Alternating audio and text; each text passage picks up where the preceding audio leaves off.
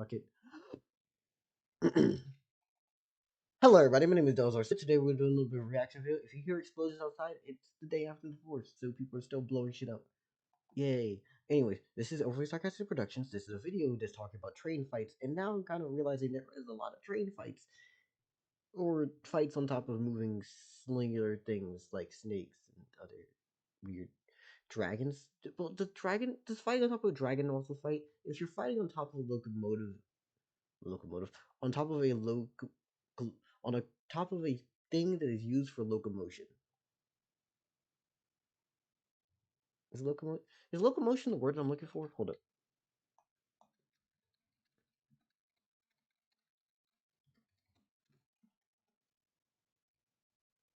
Yeah, on top of a locomotive vehicle or transport. Oh shit! Sorry, sneezing. My body's kind of failing me. My mind's failing me. Everyone pack your bags, do your hand stretches, and file under trope talk. So that could easily be bingo cards. Today, let's talk about the oh so spectacular staple of set pieces, a marvelous train fight. Mm-hmm.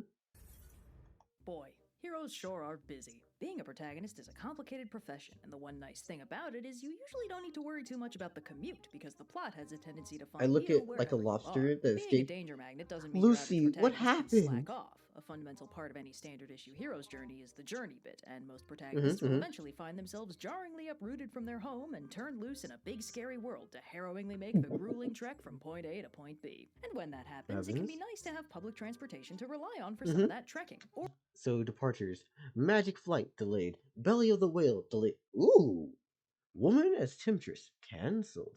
Apoth- apoth- Hypothesis? Hold up, I need to. We're googling words today.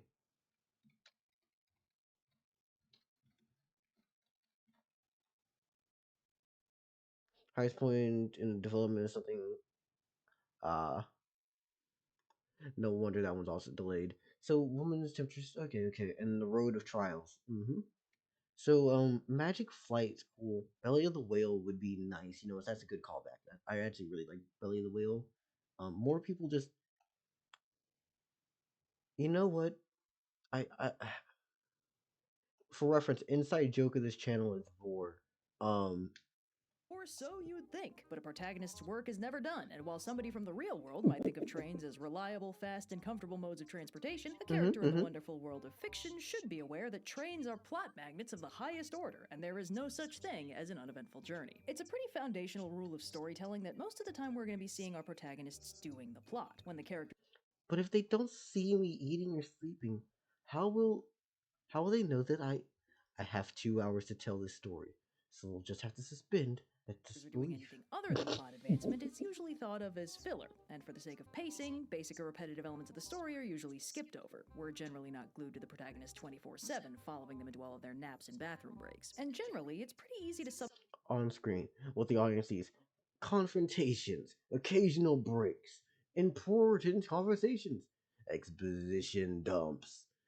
Off screen, what the audience infers: events during time skips, random chatting, bathroom breaks. No, no, no, no. I think everyone should now forever be burdened by all stories requiring that anytime a character is supposed to go take a shit, you have to write that in. You have to describe the length, the magnitude, how fucking nasty the smell is, what sound it makes when it drops. You got to be really, really, really creative, and it goes double for if you pee. Um, describe the yellow Listerine looking color indentation and texture as it splashes against the ivory bowl, its sulfur smell raising through the air. Yes, describe all that. subdivide a story into things that should be done on screen versus off screen. Unless you're hiding mysteries or crucial twists in the off screen zone, it's mostly reserved for boring, mundane, or time consuming logistical elements that the audience doesn't need to see to understand what's happening, while the on screen zone is for plot advancement, character arcs, and exposition about the way the Mm-hmm. world works. Basically, things the audience wants or needs to see to understand the story. As a side effect of this, an audience can generally assume that if the camera is following the characters through a seemingly mundane and uneventful scenario, it's probably going to stop being uneventful pretty quickly, or else the camera wouldn't be there. And characters traveling to the next key plot location is a pretty common staple of the off-screen zone. If it isn't skipped over entirely, we might get a montage of the characters walking, riding, driving, sailing, or flying from point A to point B, with minor rest stops at interrupting plot points if the story is feeling spicy. But those interruptions are optional, and sometimes we'll just get a shot of the character getting on the transport, a wide shot of stock footage of the transport in motion, and then a shot of the character getting off the transport Oh my at their god, all the destination, so Indiana the plot Jones can move movies on with the from there. fucking There red is trail plot to be line. found in the act of traveling itself, but unless the point of the story is to highlight the calm, boring mundanity of the process of travel, usually the plot we get to see happens in the form of environmental hazards or ambushes or other exciting cinematic twists and turns that disrupt the expected boringness of the travel. Generally, the traveling itself is kind of skipped over, or just happening in the background while the characters do other stuff. And this is reasonable because usually a character in transit isn't going to be up to much. The one reliable exception to this rule is if the characters take a train. Trains are danger magnets, and if our heroes find themselves on a train Really? for any reason, they are going to have to deal with. Also, yeah, of course I gave you all your points back. I didn't feel like redeeming it. Also, I think I said this earlier. If you hear explosions, I'm screaming at the day after the 4th. People still got bombs left, and they want to use their artillery. With a lot of train-specific hazards. In fact, they don't even need to be on the train for this principle to apply. The simple appearance of a train in the background of a set piece frequently demands that it be included in the choreography, usually by getting itself imperiled so the protagonists need to stop it. There are a number of reasons for this principle, first among them being that trains are rad as hell, but there's more to unpack here than just my transportational biases. There's 1,000 times where you can. Actually, I think a time where this literally got brought up was literally one of the videos that came out recently. As of recording this, it should come out in a few days, maybe. But it was Gojo versus Kakashi, and they're in the subway, and we're like, okay, what's going on here? Second that they step onto where the tracks are, I'm like, oh, the train's either gonna fly in by and hit one of them. People are gonna come out of the train and they're gonna have to stop the fight so that they can talk. Meanwhile, the people are moving through, or they're gonna get on the train and start fighting. Plus, some of the coolest shit you can do on a train is either run on top of it, move around, continue fighting on unsteady ground. You can dangle someone off the side. You can basically try to cut the fucking brakes, or you can even, if you're really dealing with crazy or powerful characters, or if they have just the ability or technique or whatever, they can flip the fucking train. Which derailing a train is one of the crazier things you can do for low stake settings. Well, low power settings, right? Especially if your characters can't normally throw something like that. Causing something that allows the train to basically derail and start snapping in the air, fucking cool. Especially if you're dealing with like crazy. Actually, I want to deal with a crazy martial arts setting where in the middle of a fight, people are going and doing all sorts of cool shit. People are punching through steel and stuff. This guy grabs onto the brakes, slams them down, jumps onto the very front little gate portion. You know, the thing that's like on top of the train, those older like Western trains, right? That's in front of like the portion. It's like triangle shaped. Yeah. They jump down on top of that and they derail the train, causing it to flip. And since the other portion of their team and people that they're fighting with is, fighting on top of the train, they then start running down the length of it, but the length of that train is now in the air. So they're just fighting on a train that's turning sideways as it's going in the. This would be fucking crazy, but like I'm just hypothetically making up bullshit.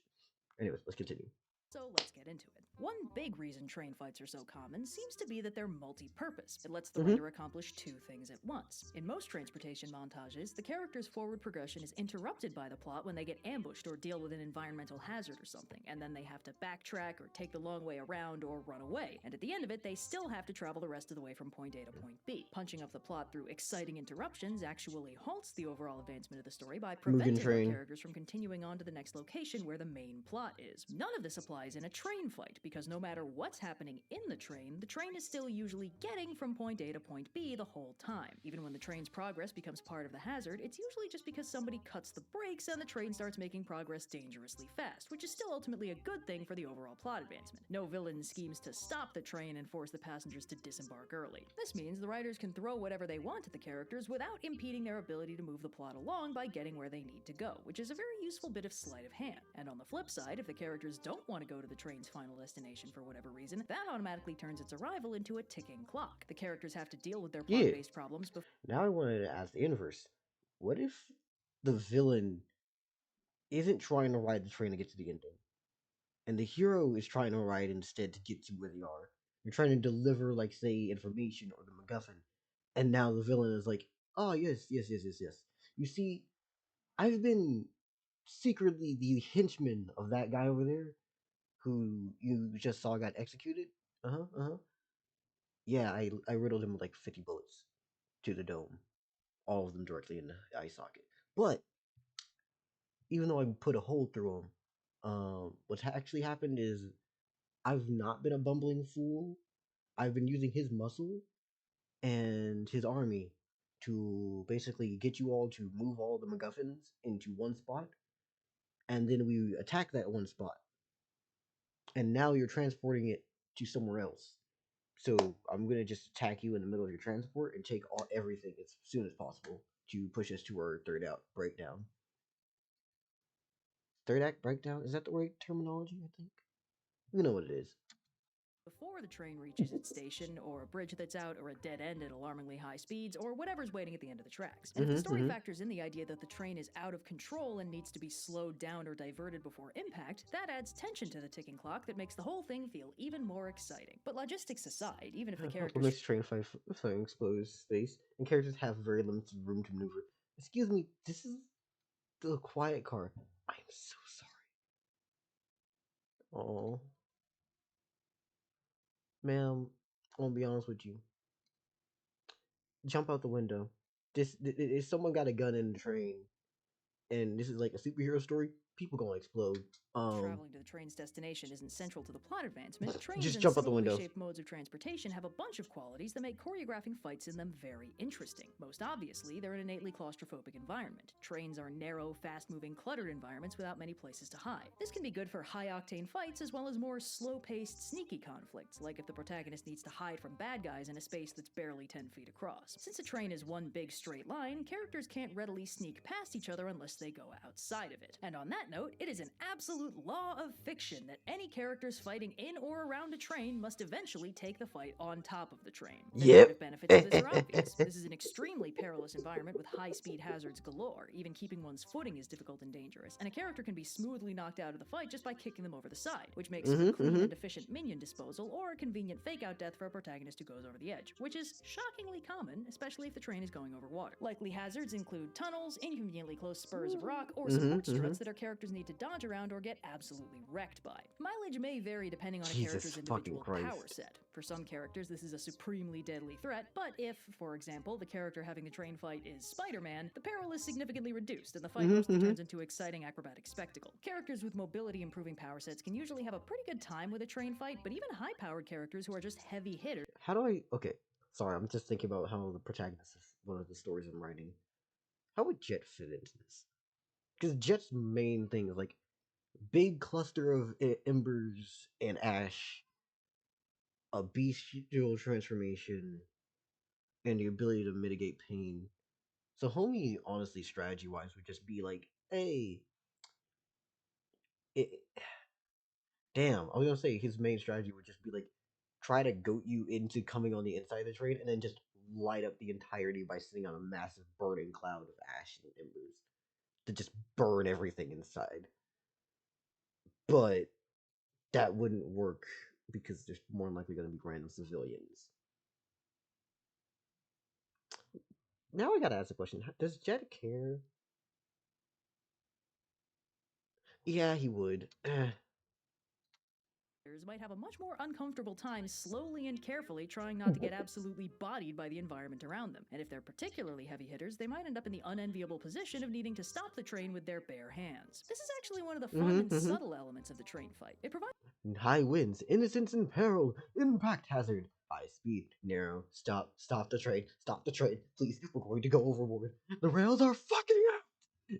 And falling risk. it's a pretty versatile space of threats, so even if a character happens to have the right set of skills or powers to be categorically unconcerned with one of them, they can still end up having to wrangle something they're not prepared to just casually brush off. There's a reason trains are staples of superhero set pieces. Not even having Superman's powers will guarantee that a train will be 100% safe in his presence. And the primary reason this still manages to be a threat, even when the protagonists are mondo overpowered, is that your average train is full of regular people who are not mondo overpowered. If heroes aren't navigating train choreography in fear for their own lives, they can definitely easily be persuaded to worry about the lives of everybody else. This is why the Yeah. runaway train thread is so popular. The protagonists don't just need to worry about fighting off random mooks, they also need to worry about stopping 300 tons of high-speed metal before the laws of physics does it for them the messy way. The runaway train thread is basically a free bonus plot point that comes bundled with the train set piece, and plenty of writers take advantage of the package deal by casually knocking out the train brakes and giving the characters one more danger to deal with. If the train is full of innocent bystanders, they'll need to figure out a way to stop the train safely, which can be tough even for a superpower.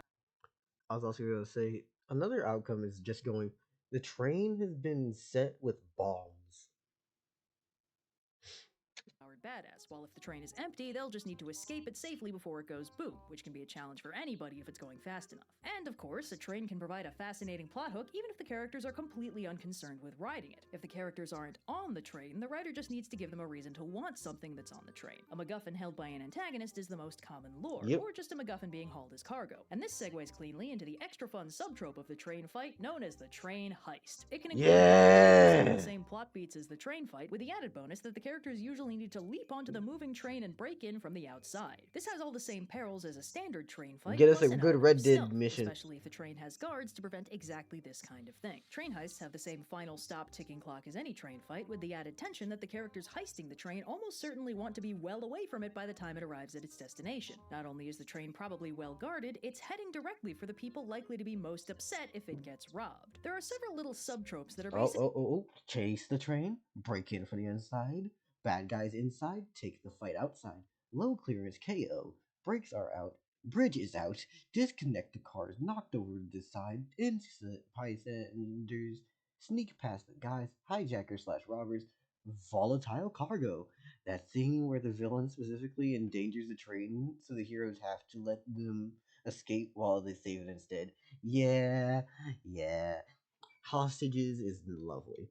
just stock beats of a train fight, train-related hazards or complications that pop up pretty regularly. The runaway train thread is the big one, but one common factor is how the characters manage to get onto the train in the first place. If they don't board at the station like a civilized person, they probably have to launch themselves onto it from a height, catch up to it in another vehicle, or somehow both at once. Which is a fun and impressive stunt, even though, narratively speaking, the character is basically never actually in danger of missing the jump. You can't have a train fight if they don't get onto the train, so it's a bit of a foregone conclusion, even if it would be a very dangerous thing to do in real life. You also get things like one or more train cars being disconnected by pulling the pin between the cars. Apparently, it's just that easy, which can complicate the runaway train threat significantly if the train still has a ton of momentum but is now lacking a car with any actual controls that could stop it. This can also let the train fight get split across multiple tracks, or redirect part of the train to a hazardous stretch of rail, like a blown-out bridge. Characters left on the wrong stretch of train have a brief and perilous window of time where they can leap from one train car to another. One extremely common beat of the train fight comes from the simple fact that most one-on-one train fights are choreographed along the direction of the train's travel, since that's the direction of the train that has the most space to work with, which means generally one participant in the fight can see where the train is going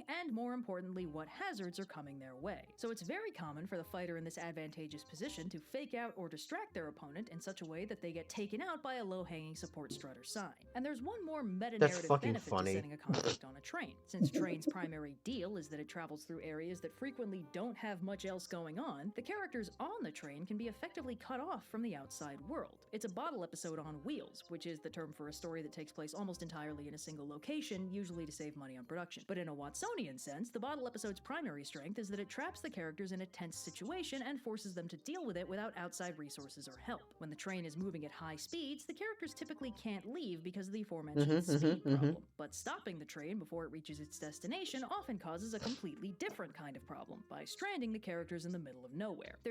I just realized something really fucked. How do you make this more stressful? Simple. The train that you just took off and the person you're fighting right now, you're like, I'm fast enough to deal with you right here, right now. I can fall off the train and I'll just run back onto it. Okay. Anyways, yeah, there's not one, but there's two trains. What? Oh, there's another train coming from a different track? Nope, on the same track. It is so strong, in fact, that that cart you just disconnected with all those valuable goods that you need to save your grandma because it has the cure to the horrible disease that I gave her. Yeah, the second train is gonna just plow through all of that and destroy them all. You're going to let me get away with this cart, which has all the drugs and the guns and everything that's super powerful. and nuclear warheads, or you're gonna let your grandma die. Which one is it gonna be? Come on, Peter. Peter, you're not gonna let her die again, Peter. Why am I doing some fucked up Family Guy Spider-Man fusion? Anyway. There's basically no easy way off a train until it gets where it's going, which means Hmm. whatever happens on the train, the characters are stuck there until the writer decides to let them go. And since train journeys can take anywhere from minutes to days, a writer's got a very forgiving window of flexibility for keeping the characters stuck however long they need. This bottle episode setup can facilitate everything from train top punch-ups to slow-paced murder investigations where none of the characters involved can escape. And that's a formula for a lot more kinds of conflict than just trying not to fall off the roof. While train fights and train heists are the most visually spectacular kind of train plot, trains make a really good confined setting for all kinds of shenanigans, and as Murder on the Orient Express proved handily, the claustrophobic environment of a train can facilitate all kinds of tension and conflict without anyone having to at any point draw a weapon or initiate a physical brawl. It's a good thing nobody's ever jarringly shoehorned action sequences into an adaptation of it, and the mistaken idea that it would be really cool if Hercule Poirot had spent more time sprinting. One question I've been pondering Fucking the whole hell. time I've been thinking about this trope is Why trains? specifically. There's I could imagine this also applying to basically anything, but trains happen to have the interesting combination of they're quick, so you can't get off. They're narrow, so they can be claustrophobic.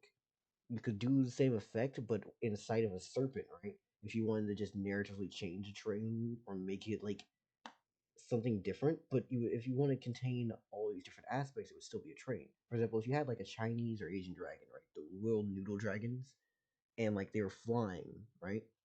But it's the same premise as them being hollow and having glass and like sides so you can see through them. It's still just a mythological train. Although that would be cool. Yeah, it would be cool.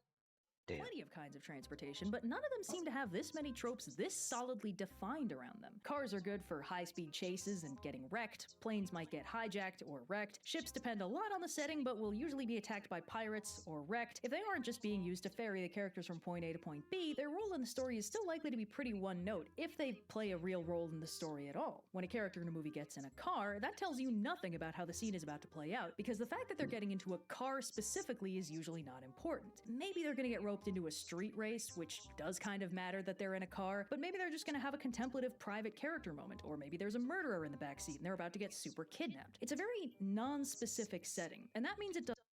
That just reminds me. What the fuck was it? Was it Peaky Blinders? Yep, Shelby literally they got in immediately. Just dude got a gun to the back of your head. Although it would be interesting if you saw a character do that and just like, go ahead. I was like, what, dude? My name is Luke motherfucking Cage. You have chosen the wrong person to try to rob today. You know what? I want to drive. Actually, damn, that reminds me of that scene with Medea. The motherfucker tried to steal her shit and she just started rolling on his ass. Why Medea evil? Medea evil as hell.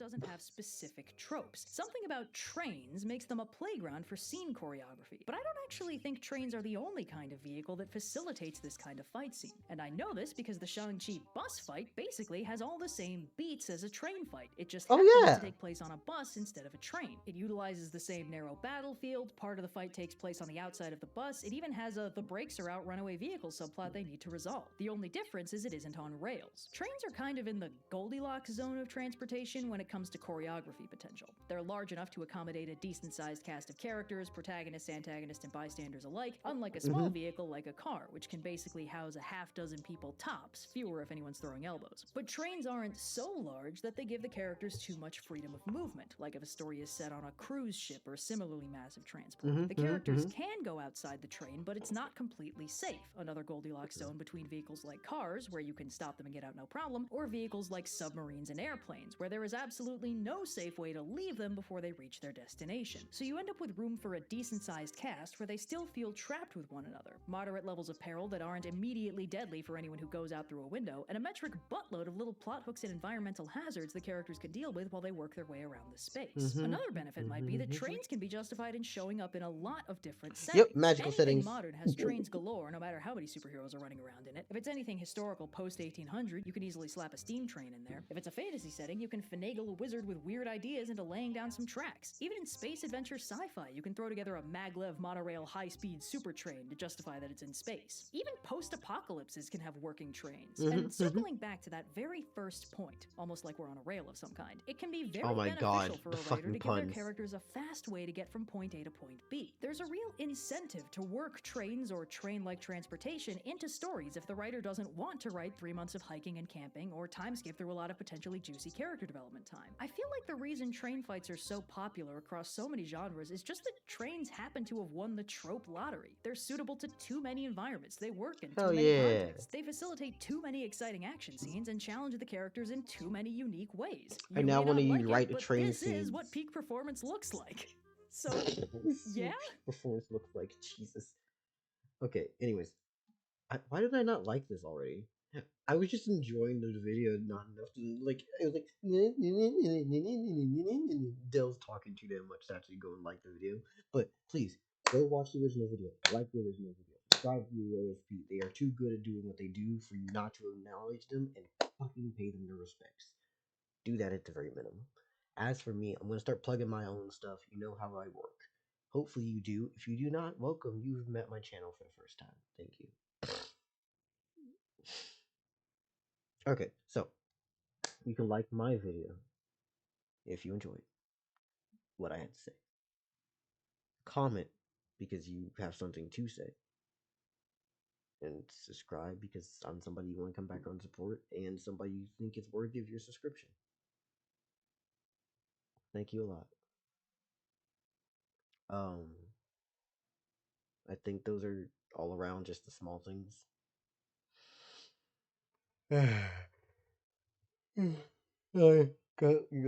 Gotta yawn a little bit. Okay, so besides those things going on, I got links in the description for my socials if you want to find me on different places and roll me in. I'm good with that type of stuff. Um, I I think that's cool. You can. What else is there? Yeah, I got socials. I have membership if you want to see videos a little early.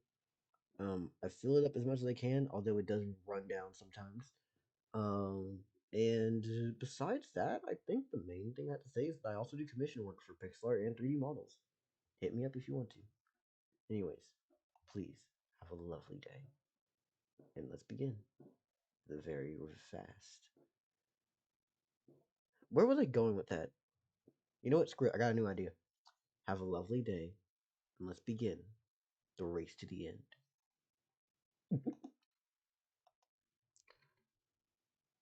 Damn, I could have made a train pun. You know what? Nope, no. We're just gonna end it now.